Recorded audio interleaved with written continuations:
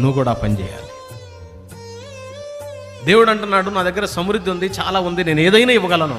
అయితే నా పాదాల దగ్గరికి రా, కూర్చో, నాకు చెప్పు. ఏమన్నాడు? నన్ను అడుగుము, జనములను స్వాస్థ్యముగాను భూమిని దిగంతముల వరకు సొత్తుగా ఇస్తాను అన్నాడు. అంటే నీకు ఏది కావాలో చెప్పు, ఈ భూలోకంలో సమస్తము నేను ఇస్తా, నన్ను అడుగు,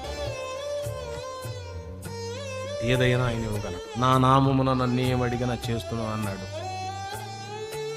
యేసయ్యను అడుగు. అప్పేగా అడుగు, అనారోగ్యమేగా అడుగు, పిల్లల జీవితమేగా అడుగు, రోగమేగా అడుగు, చదువేగా అడుగు, ఉద్యోగమేగా అడుగు, వ్యాపారమేగా అడుగు. ఎన్నో తిప్పలు పడతావుగా చెల్లి, అన్ని వదిలి ఉదయాన్నే లే, ఏదన్నా నైట్ ఏదో చట్నీ ఏదో ఒకటి చెయ్యి వాళ్ళకి. రేతి రెండు తెల్లారిపాటికి తినేవి ఉంటాయి కదా, ఫ్రై కూరలు ఒకటి ఏదన్నా నైటే చెయ్యి. ఉదయాన్నే లేచి వేడి అన్నం వండు. చిన్న పని ఏదన్నా ఉంటే ఒక 8 గంటల్లోపు చూసుకో, వాళ్ళని క్యారేజీ పెట్టి పంపించేయి. కూర్చో, ప్రార్థనలో కూర్చో. లేకపోతే మందిరం దగ్గరికి రాగలిగితే మందిరం దగ్గరికి రా. ఆ 8 కాడ నుంచి మధ్యాహ్నం 1 గంట దాకా 2 దాకా ఉండు. నీ ఆరోగ్యం కొంది ప్రభు సన్నిధిలో ప్రార్థన చేసి కన్నీరు గార్చి ఆయన పాదాలకు అప్పచెప్పు.